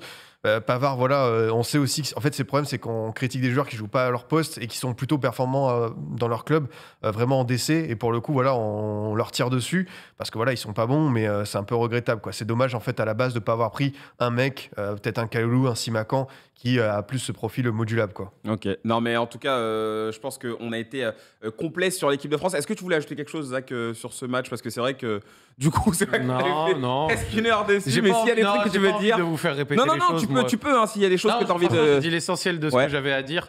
Et j'ai hâte de voir après, du coup, en 8e, la Tunisie, on va faire tourner, ça va faire du bien, ça va faire jouer des Gendouzi, tu vois, des gens Oui, qui risquent oui. de pas avoir trop de temps de jeu, c'est important aussi pour maintenir tout le monde sous tension. Et te faire souffler en Et de plus, faire vu que souffler, les mecs sont déjà fatigués. Ouais, c'est ça, c'est ça. Mais ça va être très important et j'ai hâte de voir en 8e. Parce que, comme j'ai dit, il va se faire un nouveau casse-tête. Deschamps, je pense qu'au bout d'un moment, même son équilibre qu'il a toujours aimé, il va Il se va dire, allez, nique devoir sa un mère, peu. ce 4-4-2, c'est bien, ça marque. Et puis au pire, il fera rentrer un 3e milieu en cours de match s'il a besoin. Mais là, à l'heure actuelle, je pense que le match ce soir, ça scelle définitivement toutes les petites chances que je voyais d'éventuellement effectuer un changement pour avoir peut-être 3 milieux et retrouver plus de stabilité. Après, c'est Grisou le qui 4-2. s'introduit un peu dans ce milieu au final, dans son esprit, je pense. Bien sûr, mais en fait, si tu veux, le problème, c'est comme j'ai dit, en fait, t'as du coup un côté gauche Rabiot, Chouameni avec tes deux milieux, et un côté droit Dembélé, Griezmann. Et sans dire que les deux font pas d'efforts, parce que je jure qu'ils les ont fait. Sur ça, on peut pas du tout leur tirer dessus. Mais ça reste du coup plus fragile. Tu vois, c'est là où il y a plus d'espace, c'est là où du coup tu pourrais décocher face à une équipe qui aurait de la grosse force offensive.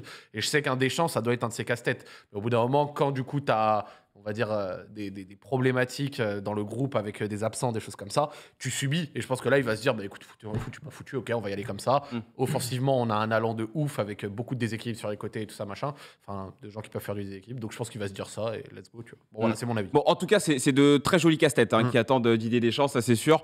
Cette compétition démarre très très bien, donc il a vraiment toutes les armes pour en faire une très belle. Vas-y, Simon. Un petit mot, je pense, sur la seule individualité qu'on n'a pas évoquée. C'était intéressant de voir comment il répondait ce soir. C'est Varane. Varane, bah oui. Varane, qui a fait plutôt une bonne entrée et honnêtement, qui sort à 75e. Je pense que c'était prêt avec le staff et je fais d'une pierre deux coups. Konaté, alors je pense qu'il était préparé à rentrer, mais c'est pas évident parce qu'il y a un partout. C'est un rôle pour un DC qui est jamais évident. Et franchement, il a fait le taf, il a fait le job. Je pense que Varane, il faudra voir contre la Tunisie le temps de jeu parce que ça va être très intéressant de voir à combien il est de pourcents parce que c'est assez difficile à jauger. Mais pour le coup, contre le Danemark, alors il n'y avait pas les attaquants les plus dangereux, mais je trouve que sur la tenue athlétique, au moins, il était là. Ouais, il a répondu présent, il a fait 2-3 petites sorties. En plus, Raphaël Varane, super intéressante, qui prouve que bon, il est quand même bien en jambes. Donc, on est assez optimiste pour lui. Alors, je vous le dis, le match a vraiment commencé sur le plateau. Je ne sais pas si je vais réussir ça va être dur. à tenir mon conducteur et à envoyer. On va essayer de continuer à discuter en suivant ça. Quanto, pour l'instant, comment ça se passe? Il y a 2 minutes de jeu. Qu'est-ce qui se passe là pour le moment? Écoute, là, il y a un gros temps fort. Je ne verrai pas sur le PC parce que le PC a 3 secondes de retard. Et là, c'est Angel Di Maria qui vient d'écarter sur le côté droit. Et l'Argentine rentre fort dans le match pour le coup. Ouais. On a déjà vu Zach réagir avec Léo Messi qui arrive à passer entre deux joueurs pour casser directement une jolie ligne. Et là, c'est Rodrigo de Paul qui va pouvoir remettre le ballon en jeu. Finalement, ça va être Montiel. Mais non, l'Argentine rentre plutôt bien dans son match. Bon, alors t'hésites pas à nous arrêter, à nous interrompre si jamais il se passe un truc de très important dans le match. On va essayer d'avancer, nous, sur les autres rencontres qui ont eu lieu aujourd'hui, quand même, pour en avoir un mot. Petit jingle.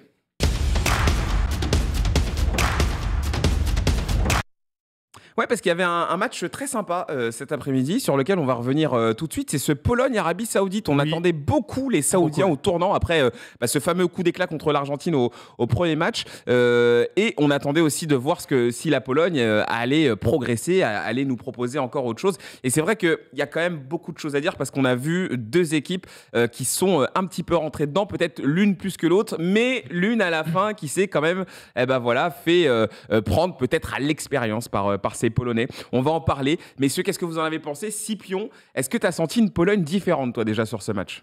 Non, pas forcément. J'avais été très déçu du Mexique-Pologne par les 2 équipes. Et pour moi, l'Arabie Saoudite, il y avait vraiment une immense place à saisir. Un peu de frustration à la lecture de ce match. Mais ce qui est bien, c'est de se rendre compte que l'Arabie Saoudite, c'était pas juste un coup d'un soir, une immense chance. C'est que franchement, ils ont réussi à dépasser ça. Enfin, vraiment, j'ai trouvé que c'était bien. Et même, j'ai trouvé qu'ils ont fait un meilleur match que contre l'Argentine dans la tenue du ballon. Totalement. Franchement, Hervé Renard a très très bien bossé son sujet pendant 3 ans.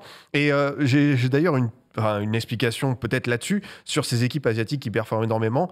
J'avais fait un tournoi U20 du côté de Marseille en mai dernier, et j'avais discuté avec un coach japonais. En fait, il m'a dit qu'ils ont mis énormément à profit le Covid. En fait, ils se sont enfermés dans une bulle avec leurs équipes, avec leur staff. Ils ont énormément réfléchi, ils ont vraiment bossé ensemble en amont pour essayer de donner le maximum d'automatisme.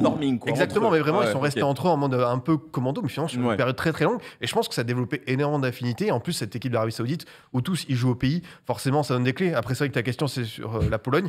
La théorie, elle se confirme. Un grand gardien, ça te fait quand même la différence. Ça change tout. Parce que notre ami Chesney, sur la double parade du penalty, notamment le second, il va très Vous voyez vite. un gros péno d'ailleurs dessus?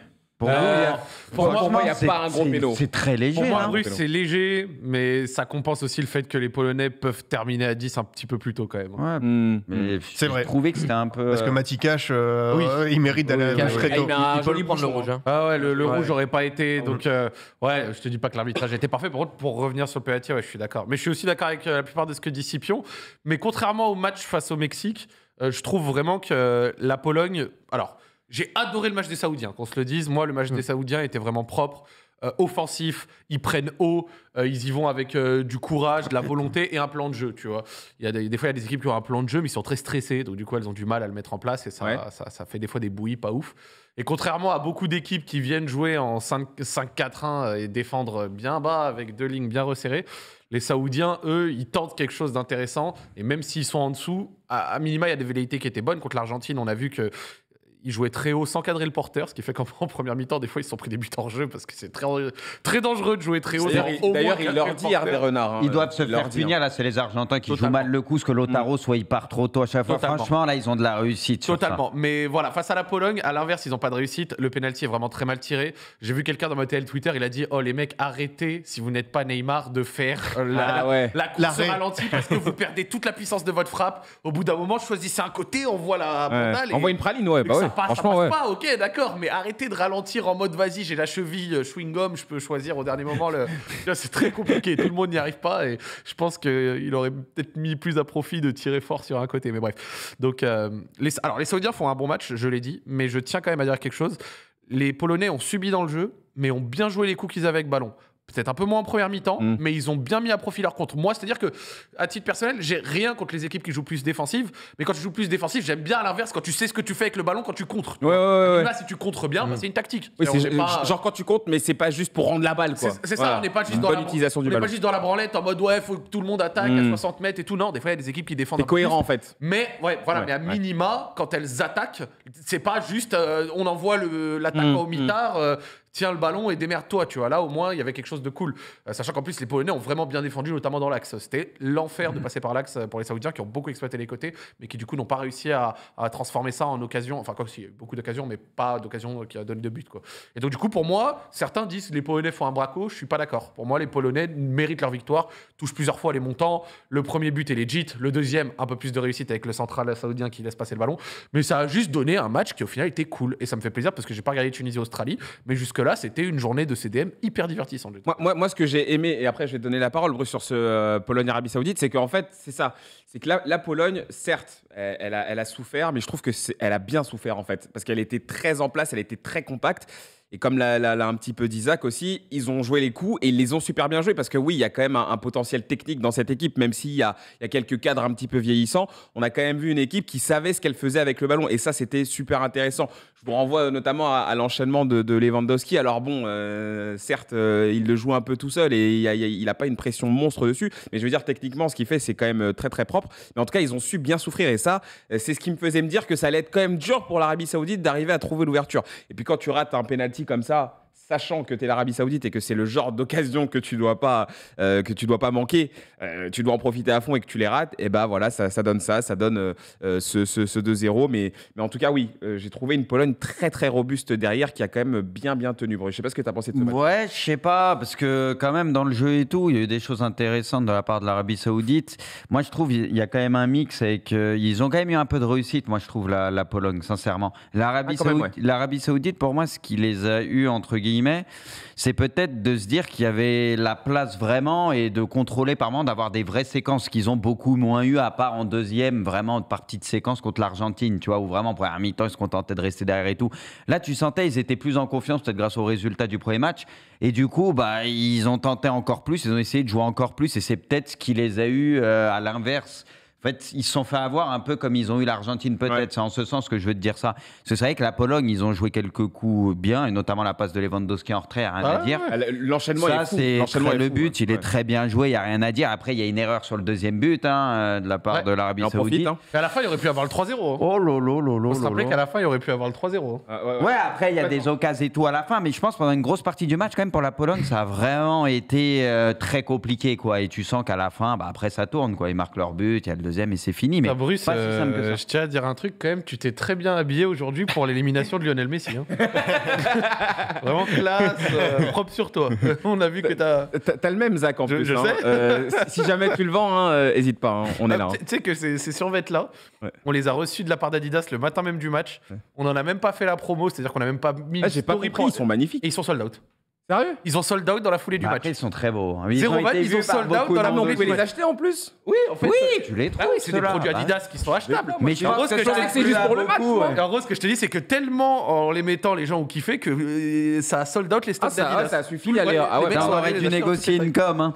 Ouais, Amine, t'aurais pu donner de ce budget. Ce rat, il a tout gardé pour lui. T'as pris notre clout et après, tu sais, le mec qui. Le mec taré. Alors attention, Quentin, on vient de voir une grosse action là pour les Mexicains. C'était chaud là. Ouais, Ouais, il y a pas mal d'actions du côté du Mexique et notamment un corner là où on a remis un ballon devant le but. Au deuxième poteau, on s'est jeté pour essayer de prendre le ballon, mais on n'y est pas arrivé. Mais ça chauffe un petit peu là sur le but argentin qui, ma foi, on fait tout à l'heure 2 bonnes premières minutes, mais qui depuis ont un petit peu de mal à franchir ce milieu de terrain. Ouais. Bien cadré là par les Mexicains. En effet, moi je vois pas du tout le match parce que j'ai la tête de Sipora, mais bouge pas Scipion, Il y t'inquiète a pas. pas mal de déchets, j'ai l'impression. Je reste concentré à l'animation, mais voilà, on essaie de suivre ce match avec Kanto. S'il se passe un truc, bien sûr, il nous en parle. Ok, non, mais c'était bien pour ce Pologne-Arabie Saoudite. Est-ce que vous croyez aux chances de l'Arabie Saoudite finalement de se qualifier? Ils ont encore 3 points, ils sont encore largement dans la course. Est-ce que vous continuez d'y croire, Scipion? Oui, franchement. Ils ont manqué de réussite et je pense que Hervé Renard va réussir à trouver les mots. On a vu que ses causeries étaient très fortes. À mon avis, ils ont vraiment la place pour aller chercher le Mexique. En fait, ils ont regardé droit dans les yeux chaque équipe de ce groupe et le Mexique, voilà, c'est largement leur portée. Après, en fait, c'est une équipe qui doit apprendre à gérer un peu ses émotions parce qu'il y a beaucoup de choses qui se sont passées, tu vois, depuis leur victoire contre l'Argentine. C'est devenu un peu des stars. Ils étaient déjà très connus évidemment dans leur pays, mais à l'échelle de la planète, c'est différent. Et là, pour le coup, à gérer cette pression pour ce type de joueur, c'est jamais évident. Donc voilà, il faut se remettre un peu de toutes ces émotions et préparer cette finale comme un match vraiment clé. Ouais, et puis surtout, il faut se dire que match gagné égale qualif. Tu vois, genre pour eux, c'est littéralement une finale. Il n'y a pas 150 calculs. C'est un 16e. Même match, ça dépend du contexte de ce si le Mexique fait nul, un nul peut suffire. Ouais, un nul, voilà, ça va dépendre de ce qui va se passer aussi. Et dis-toi même que si l'Argentine gagne le Mexique, l'Arabie Saoudite arriverait face à un Mexique qui a quasi plus aucune chance de se qualifier, voire peut-être mathématiquement plus de chance, je crois. Ou si, mais avec un scénario trop bizarre. Encore, mais parce que regarde, le Mexique aurait 1 point. Ça faudrait que la Pologne batte l'Argentine. Ouais, voilà. Enfin, ce serait chelou, tu vois. Mais en tout cas, voilà, le Mexique aurait pas grande chance de se qualifier, donc ouais. Moi, je veux bien dire un mot sur ce match quand même. Oui, Kanto, non, mais tu nous dis. Hein. Je l'ai regardé et je me suis régalé. Vas-y. Parce que justement, il y avait cette question qu'on se posait un petit peu tous. Est-ce que l'Arabie Saoudite avait fait un coup ou est-ce qu'ils sont capables de réitérer l'exploit? Ils ont réitéré l'exploit, à mon sens, même si ça se solde par une défaite, mais dans le sens où ils ont quand même proposé énormément de jeux. Il faut quand même préciser que par rapport au football proposé par la Pologne contre le Mexique, ça avait été très moyennasse. Et en première mi-temps, la Pologne, c'est 2 frappes, un tir cadré, un but. Donc il y a quand même pas mal de réussite avec cette frappe de la part de Piotr Zelinski qui vient ouvrir le score. Mais jusque-là, la Pologne, c'était assez moyen, ce qui a obligé un petit peu derrière les Saoudiens à se découvrir, notamment en seconde période. Malheureusement, il y a ce penalty qui n'est pas très bien frappé par Aldo Sarri et qui est un petit peu écrasé. Et même derrière, le Sejni renvoie le ballon sur un joueur saoudien qui malheureusement n'arrive pas à la mettre au fond. Il y a eu un gros quart d'heure, un énorme temps fort derrière de l'Arabie Saoudite en seconde période. Le penalty, c'est fin de première, si je dis pas de bêtises. Du coup, il y a un gros quart d'heure derrière avec beaucoup d'occasions, des belles combinaisons. Il y a une combinaison qui a été incroyable dans des petits espaces où carrément j'ai tweeté, je dis mais ouais, c'est le Barça. Et un peu côté gauche, avec notamment Aldo Sarri qui était encore à la baguette de cette action-là.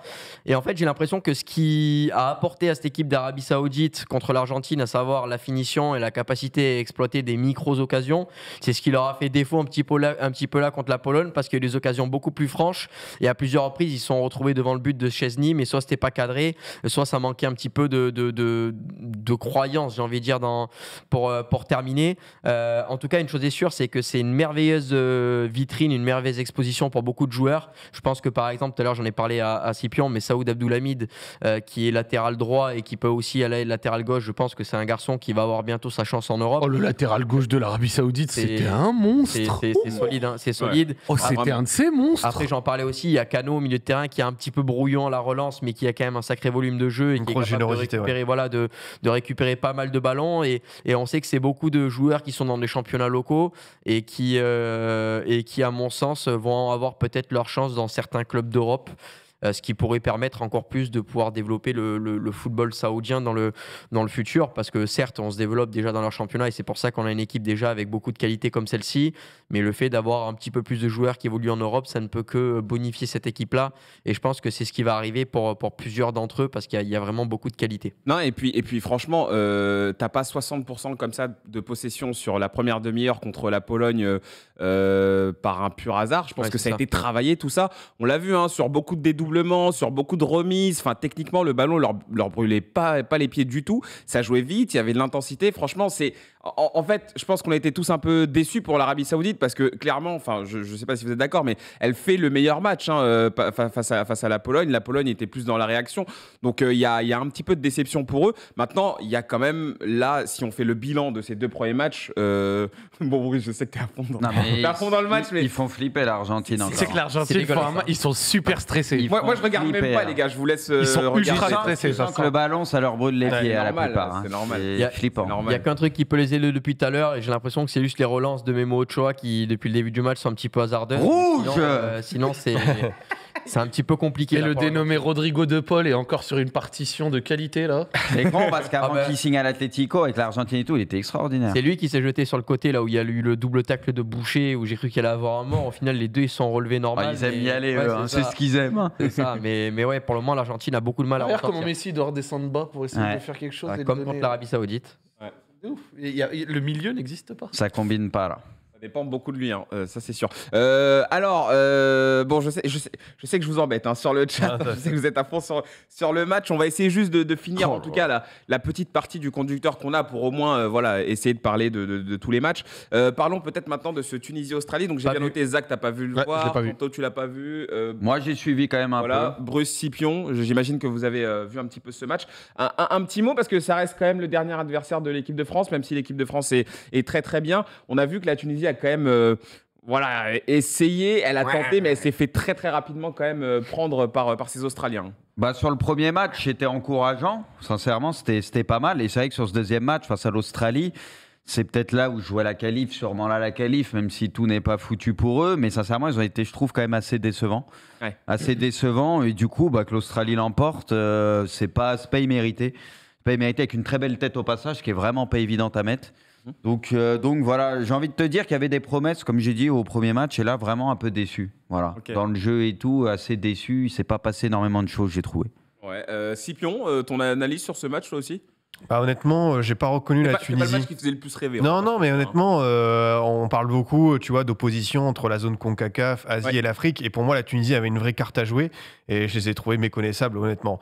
C'est fou à quel point cette équipe, quand elle a réussi vraiment à tenir ce match contre le Danemark, où elle a été pour moi la meilleure équipe, elle est passée au travers. Et il y avait en plus ce sentiment, tu vois, plus la rencontre passée, que tout le monde voulait faire un peu son exploit individuel. Et quand ça commence à partir sur ce rythme-là pour une équipe, c'est jamais bon signe. C'est pas bon. Et pour le coup, c'est vraiment très frustrant pour eux parce que honnêtement, alors, ils n'ont pas les meilleures individualités, mais ils ont quand même, tu vois, 2-3 bons joueurs, Skiri, Talbi, Msakni, mais honnêtement, franchement, j'ai trouvé leur match vraiment très très pauvre dans les intentions et honnêtement, j'ai l'impression que voilà, contre l'équipe de France, ça va être très compliqué pour eux et va tout y avoir à jeter après la compétition parce que je sais pas sur quelle perspective ils ont envie d'aller, mais honnêtement, leur match contre l'Australie, c'était le moment ou jamais. L'entraîneur, il avait dit passer les poules, tout autre résultat, c'est pas envisageable en gros. Donc là, c'est. Après, ils sont pas éliminés. Non, mais bon, tu vas jouer la France. Ouais. Tout est jouable. Non, mais c'est ça. Et puis même, tu vois, les joueurs qui m'avaient plu comme Leidouni contre le Danemark, pas dans un bon jour. Donc quand ça il avait fait un match incroyable ce jour-là. Et là, peut-être qu'il paye un petit peu, peut-être. Je pense que la débauche d'énergie de beaucoup d'équipes, à voir pour le Maroc et le Canada, mais beaucoup d'équipes qui ont tout donné sur leur premier match, et on a vu dès l'heure de jeu avoir un gros creux physique, peut-être qu'elles le payent sur ce deuxième match. Et ça, c'est peut-être aussi l'expérience, parce qu'il y a beaucoup d'équipes justement qui donnent énormément, et on le sait que dans une Coupe du Monde, c'est tellement une course particulière dans une saison, il faut savoir aussi économiser son énergie, et je pense que c'est ce qu'ils ont fait les Anglais hier contre les Américains. L'Australie va installer un espèce de bus contre le Danemark. J'ose même pas imaginer ce qu'on va voir comme match. Ça va être noir. Ça va être noir. Après, la bonne nouvelle, c'est que le Danemark va être obligé d'attaquer pour le coup. Oui. Eux, ils n'ont pas le choix. Mais attention, parce que s'ils se retrouvent avec 11 bouchers en face, quand on voit que des gros quérons devant, ça peut vite faire déjouer le Danemark. Non, mais imaginez, on donne une petite victoire à la Tunisie. Tunisie passe deuxième. Incroyable. Dans la légende. Ce serait une folie. Au buzzer. Grave. Ce serait incroyable. Ce serait vraiment fou. Messieurs, juste avant de... Attends, pause, moi je suis désolé. Désolé, je t'ai coupé. Imaginons, le Danemark gagne 1-0 contre l'Australie ou 2-0 et la Tunisie gagne 1-0 contre nous ou 2-0 parce qu'on envoie l'équipe C. Et du coup, ils sont à Parce que là, ils ont le même écart de but. Ouais. Et la différence de but particulière, elle compte pas, il me semble. C'est la générale. Donc, du coup, il Oui, c'est passerait. général. il passerait sur Compétition quoi FIFA, c'est général. Ouais, et FIFA, c'est général, particulière, ouais. c'est Et donc, du coup, il UEFA. passerait sur quoi si... Bah, ça l'avait fait pour le Sénégal. cartons jaunes Les encore cartons jaunes. De but. Ah, le fair play. Non, mais d'abord, c'est le plus de buts. Ah, mais ils auraient le même nombre de buts, Ah du oui, coup. bah dans ce cas-là, c'est carton. je Bah, c'est crois. le fair play. Ce serait le fair play. Ouais, c'est vrai. Putain. Ah, quand même, en Coupe du Monde. On n'y est pas encore. Et hein. encore, non, le Danemark a marqué un but, alors que la Tunisie n'a pas encore marqué pour Oui, l'instant, ouais. oui, c'est pour ça. Pour le moment, on n'est pas encore dans ce scénario-là. Ouais. Ah, j'essayais de me projeter, d'imaginer. Normal. Alors, juste avant de passer au pronogate, hein, comme ça, on va Attends. clôturer, on va vous laisser Il y a tranquillement un gros regarder. coup franc. Il y a un gros coup Ah, franc il y a- pour le Mexique. il y a un coup ici, franc avec pour le ballon. Mexique. On va lancer tranquillement donné à Martinez. Oula Il y avait de l'idée dans la Faut- combinaison, ouais, mais il l'a mis un ouais, peu ouais. trop haute. Hmm. Ouais, il a Après, mis, je pense que là, s'il a relâché, ça aurait sifflé faute. hein, Notre derrière. bro Emiliano. Alors, juste, oui, un dernier mot peut-être. Zach, je me tourne vers toi parce que Yes. demain, on a un Belgique-Maroc. Et du coup, sur ce Dis-moi. match-là, c'est vrai qu'on n'avait pas pu parler de la Belgique, mais Oui. comment tu les sens, les Marocains? Parce que voilà, on le sait, hein, tu vas les regarder avec un petit. Bien sûr, quelque mais, chose. non, mais totalement. Évidemment. Je suis franco-marocain, donc je soutiens Ouais, ouais, aussi bah, le c'est pour Maroc, ça, le Maroc, c'est pour ça. et avec grand plaisir. Bah moi, le Maroc dans leur premier match, c'est dommage, il y avait de la place supplémentaire face à la Croatie, mais c'est là où j'avais tweeté ça en disant que les Saoudiens jouent avec les couilles que certaines sélections africaines n'osent pas avoir, et c'est une critique récurrente que je vois chez beaucoup de fans de sélections africaines, c'est elles leur reprochent de pas être débridées. Ouais. Bien entendu, il y a aussi le plan de jeu, mais pour moi, je pose pas les deux. Tu as le plan de jeu et tu as aussi le fait de jouer avec du courage, dans la gestion du stress, dans la prise de risque. Et je trouve que l'Arabie Saoudite est au-dessus de beaucoup de sélections africaines en ce sens, qui sont d'abord dans le contrôle, la solidité défensive et qui envoient leurs offensifs au mitard en mode allez-y, vous êtes dans des 3 contre 5 constants ou des 2 contre 4. Tu as des situations difficiles où il faut faire un exploit pour marquer. Et en gros, le Maroc, c'était un peu ça contre la Croatie. Et il y avait après un plan qui n'était pas tout à fait optimal, j'ai trouvé. T'avais Ziyech qui était collé à la ligne et qui, du coup, faisait que d'envoyer des transversales pour les Reels Insta, comme sa transversale. Quand l'Ajax Bayern, il a essayé de Pour la les reprendre caméras, quatre fois, ouais. Vrai ou pas Ah oui, il a Pour vraiment les caméras. essayé. Que de renverser le jeu, et ça a donné malheureusement pas grand-chose. Et j'ai trouvé ça bizarre que ce soit Ziyech qui colle la ligne, parce que ça a empêché de trouver Hakimi lancé, alors que Hakimi lancé, c'est littéralement là où il est le meilleur. Ouais. Et donc, du coup... Surtout qu'il est en forme offensivement, Hakimi. C'est ça. Je te dirais que dans l'impact, il y avait de bonnes choses. Je te dirais que dans la mentalité, dans l'esprit, il y avait de bonnes choses. Un peu de stress aussi, j'ai trouvé. Mais face à la Belgique, qui n'a pas été impériale et qui a une défense qui est prenable, je trouve, largement même. Tu le sens? Je dis pas que je sens que le Maroc va gagner, mais je dirais qu'il y a de la place à minima. Ok. La Belgique garde quand même des individualités qui sont très fortes, mais ça m'étonnerait Et pas De que ce soit... Bruyne, il a beaucoup gueulé. Ouais, Est-ce qu'il va pas y avoir une petite révolte un peu? et il n'a pas été très bon non plus, De Bruyne d'ailleurs. Même Non, son mais trophée il a de dit, Man il of the était Match, naze. bah oui, Tu pouvais c'est pas jouer, il y a des boulevards, tu peux pas Ouais, combiner. ouais. C'était un Ça joueur. m'étonnerait pas. En fait, après, ça m'étonnerait pas que le Maroc se contente aussi d'un nul pour aller tenter le Leur face-à-face au dernière chance Canada. sur la fin, ouais. Ouais, et gagner, tu vois. Mais ça m'étonnerait pas qu'il y ait 0-0 à la 70e. Les deux équipes se disent, allez, c'est OK. Tu vois, que la Belgique se dise, bon, avec 4 points, on est quasi qualifié. Ouais. Et qu'à l'inverse, le Maroc se dise, vas-y, 2 points. Bon, si on gagne le Canada, ça fait 5, on est qualifié aussi. Donc, moi, je dirais qu'il y a la place. J'ai peut-être un peu plus de problèmes avec le 9. Je l'ai déjà dit plein de fois, mais Nessiri. Il est dans une dynamique avec Séville, déjà, c'est très très limite. Et là, en sélection, en Coupe du Monde, ça pardonne pas, quoi. J'ai jamais C'est aimé dur. ce joueur. J'ai jamais réussi à apprécier ce joueur. Essayer de jouer un peu sur ses qualités, le jeu de tête, mais c'est même compliqué pour lui en ce moment, quoi. Vraiment, j'ai jamais réussi à trop aimer. Il y a plein de moments où je le trouve inutile, emprunté, pas très bon. Donc, Après, est-ce que t'as mieux? C'est toujours la même question. je crois qu'il y a un joueur, je crois que sur le banc du Maroc, parce que du coup, le Maroc, je supporte, mais je suis pas toute Oui. l'année. Donc, du coup, je crois qu'il y a un autre joueur, il y a un autre neuf remplaçant, Abdallah, qui revient de très loin, qui a un Oui, parcours un peu ouais, atypique. je vois. Bah voilà, je crois que tu vois, quand c'est des joueurs qui jouent des fois au Maroc, des trucs comme ça, j'avoue, j'ai moins de connaissances sur eux. Mais peut-être lui, mais après, j'en ai aucune idée. Mais après, franchement, Walid Regragui, à minima, je te dirais que le Maroc a eu des coups intéressants, mais c'est quand même, si je dois être tout à fait honnête, la Croatie qui a eu les meilleures occasions face au Maroc. Donc du coup, et ta satisfaction, c'est Yacine Bouno et tes deux défenseurs qui ont été très bons. Il y a la place, j'y crois. Et ce sera à eux d'aller chercher leur destin, j'ai envie de te dire. Mais demain, on va le commenter, ce match. Donc, Non, mais il fallait cool. quand même qu'on en dise un mot. Scipion, peut-être, t'as envie de nous parler de la Belgique, peut-être? Parce que la Belgique, on les attend au tournant. On parle d'une génération qui est pas mal vieillissante, qui est en train d'arriver au bout du chemin. Et on a est vu. trop vieux, on peut pas gagner. Ouais, on a vu un De Bruyne, carrément dire que lui, il a fait un mauvais match, qu'ils peuvent pas gagner. Hazard aussi, qui parle beaucoup de son état de forme à lui et qui dit que sans un bon Hazard, on peut pas aller au bout. La Belgique, tu les sens comment là? Non, mais c'est lui-même qui le dit. Ouais, donc, c'est non, vrai que c'est franchement, étonnant. Hazard en conférence de presse, il a livré ses vérités et je l'ai trouvé assez vrai, assez touchant parce que voilà, il revient sur ses difficultés au Real et voilà, il se cache pas derrière des blessures ou quoi, lui-même le reconnaît et pourtant je trouve que contre le Canada, il y a 2-3 petits coups de rein, on se dit finalement Hazard réussit c'était toujours pas naze. Ouais. à avoir ce petit truc en plus le après. contrôle, là, Première qu'il fait, mi-temps, là. c'était pas mal, ouais. Non mais c'est ça après Voilà. voilà. Un contrôle incroyable, il se retourne. Passer 1 heure de jeu, tu sais que c'est fini quoi. Et bon, ce qui est bien, c'est que tu peux compter sur un Trossard qui n'a pas été fantastique sur sa rentrée, mais c'est un joueur qui est sur une très bonne dynamique avec 21 ans. Brighton. Ouais, exactement. Pour le coup, cette équipe belge, bah ouais, c'est ça, c'est que il y a une génération dorée qui a finalement peut-être raté le coche, comme l'a dit De Bruyne en 2018, parce que je pense que c'était là, c'était le moment ou jamais. Et pour le coup, bah, le temps que des jeunes joueurs arrivent vraiment à maturité. Que ce soit en défense avec Zeno de Bast, qui a un gros talent d'Anderlecht, que ce soit Amadou Onana, qu'on a bien connu du côté du LOSC. Et qui a fait une très bonne entrée en seconde. Lui, je pense que pour le coup, il a peut-être gagné sa place pour le prochain match parce que Tillmans en dilettante, j'ai retrouvé le Tillmans de Monaco vraiment sur courant alternatif. Là, pour le coup, je pense qu'il peut peut-être jouer gros sur ce tournoi, notre ami Onana. Faire attention quand même à l'intensité qu'il met parce que sinon Oui. il va rentrer au vestiaire avant les autres. Ouais, Tout à fait. c'est vrai qu'il y va franco, hein, honnêtement. Et après, bah, en attaque, voilà, c'est ça le souci aussi, c'est que Lukaku, depuis son retour à l'Inter, il a joué 250 minutes, il est cassé en deux. Et Oui, c'est oui, pas, oui. et c'est Pas pas du tout dans le rythme. Et c'est pas, Non, comme, pas là, du et c'est coup. pas comme Benzema, eux ils peuvent pas forcément se permettre d'avoir un autre remplaçant parce que le vivier il est pas là. Déjà, Batshuayi, c'est assez limité. On va pas se Batshuayi, mentir, même franchement, s'il marque sur ses prises il de marque. balle et tout, des Oui. fois. Il marque, c'est- il fait pas un match fantastique. Il a Derrière, un peu moins de 100 sélections, Lukaku. Hein. C'est un des joueurs. mais c'est leur meilleur Ah buteur. oui, Ouais. le meilleur buteur de leur histoire. C'est il me semble. c'est de la folie, enfin, le vécu qu'il a.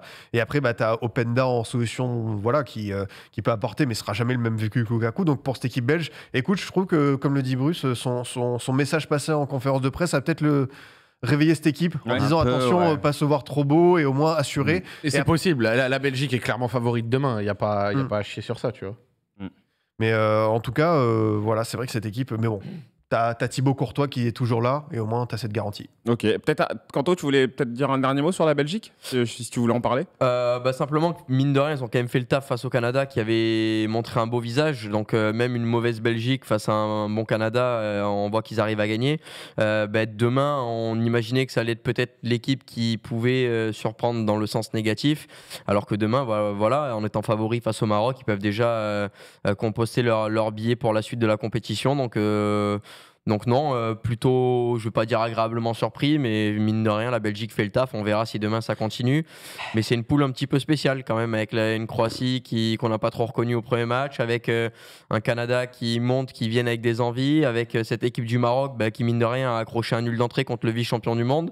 Donc j'ai envie de dire, c'est un petit peu ouvert. On verra. Je suis incapable de dire qui c'est qui va accompagner la Belgique, ou même si la Belgique va se qualifier, je suis incapable de dire qui c'est qui va aller au bout dans ce groupe. On va suivre tout ça de très près. Merci les gars. On va se terminer tranquillement avec le Pronogate et après on fonce sur ce Argentine-Mexique. C'est parti.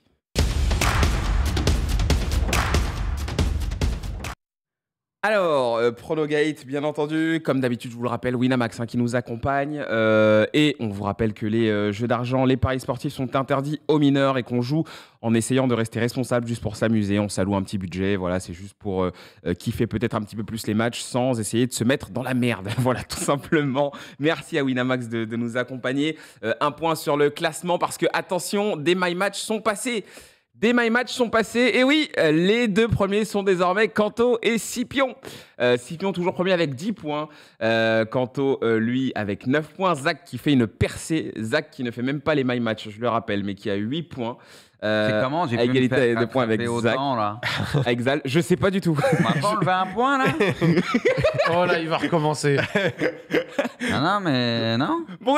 Bruce, il s'est vu me Mais non, mais rattraper, c'est- il s'est dit, il y a un c'est- truc qui va pas. Par là. exemple, sur le FC Gaz et tout, j'étais égalité de points. C'était quoi la différence qu'ils ont mis par rapport à Peut-être moi t'as mis nul, peut-être qu'ils ont mis Pologne tout à l'heure contre. Ah, contre c'est la- ça, contre la alors Turquie, j'ai c'est mis moyen. nul. Ah oui, c'est le match Eh de la oui, Pologne, moi, ok.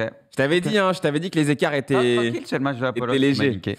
Donc Bruce qui rejoint la Braque Zone, malheureusement pour Bah lui. non, t'es dernier, t'as 2 points de retard. Bah ouais, mais t'es à côté de moi quand même, sur la photo, Non, t'es à côté de moi. l'achat, ça m'intéresse pas.